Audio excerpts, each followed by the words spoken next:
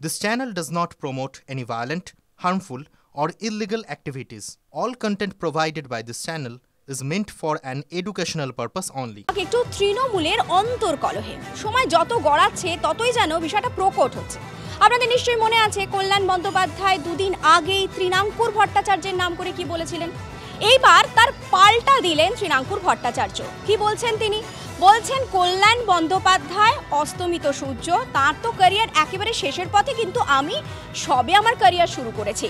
তিনি কি বলেছেন আজ TV9-এর মুখোমুখি হয়ে আপনাদের শোনাবো, কিন্তু তার আগে একবার অবশ্যই শোনাতে হচ্ছে যে কল্যাণ বন্দ্যোপাধ্যায় সেদিন ঠিক কিভাবে আক্রমণ শানিয়েছিলেন তৃণাঙ্কুরকে।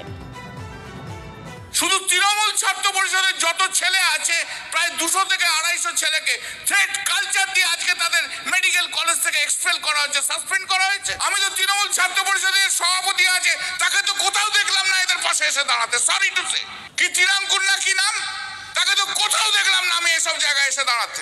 I am very sorry to say. Kalyan Bandyopadhyay senior leadership, সংসদ কাঁপান, সেই নেতৃত্ব তোমার কাজে অখুশি। উনি এত বছর ধরে রাজনীতি করছে, ইনফ্যাক্ট রাজনীতির শেষ প্রান্তে আছেন, আর আমি আমার রাজনীতি হয়তো সূত্রপাতে আছে। তো এত ডিফারেন্সিয়াল লিডারের মন্তব্যের পাল্টা কিছু বলা সমীচীন লাগে না। আজ বরাবরই পারফরমেন্সে নজর দিয়েছি, কখনো ভালো পেরেছি, কখনো হয়তো অতটা ভালো হয়নি, কিন্তু চেষ্টার কখনো কসুর করিনি নিজের দিক থেকে। আমরা আমাদের কোনো ক্ষেত্রে কোনো চেষ্টার কসুর করিনি। সব কথা তো মিডিয়ার সামনে বলার নয়, সেটা আমি বলতেও চাই না। দলের একটা শৃঙ্খলা রয়েছে, কেন আমার নেতৃত্ব আমায় শিখিয়েছিলেন রাজনীতিটা মিডিয়ার সামনে রেখে বারবার টিভিতে দেখালে তো ব্যক্তিগত ফেম বাড়ে, কিন্তু সেটা দলের কাজে আসে না, দলের বিপদে ফেলে। তো সেই জায়গা থেকে আমার ওনাকে বলাটা মানায় না। আর আমি বিশ্বাস করি যে আমি কিছু করেই কি না করি সেটা দল ইন্টারনেটলি দেখবে। আপনারা শুনলেন তৃণাঙ্কুর ভট্টাচার্য আজ আমাদের কি জানিয়েছেন, পাশাপাশি কল্যাণ বন্দ্যোপাধ্যায় ঠিক কি ভাষায় সেদিন আক্রমণ করেছিলেন। আমরা একবার সরাসরি চলে যাব আমাদের প্রতিনিধি সৌরভের কাছে। সৌরভ, এই যে তৃণমূল কংগ্রেস নেতৃত্বের মধ্যে একটা আড়াআড়ি বিভাজন, নব্য বনাম আদি, তাদের যে দ্বন্দ্ব, এটা সময় যত যাচ্ছে প্রকট হচ্ছে। যে কোনো পরিস্থিতিতে কখনো সুদীপ্ত রায় শান্তনু সেনের নাম সামনে নিয়ে চলে আসছেন, কখনো কল্যাণ বন্দ্যোপাধ্যায় তৃণাঙ্কুর ভট্টাচার্যকে আক্রমণ শানাচ্ছেন। কিন্তু এইভাবে যদি অন্তর্কলহে বারবার প্রকাশ্যে আসে, তাহলে বিরোধীরা তো সেই সুযোগ নিতে ছাড়বেন না।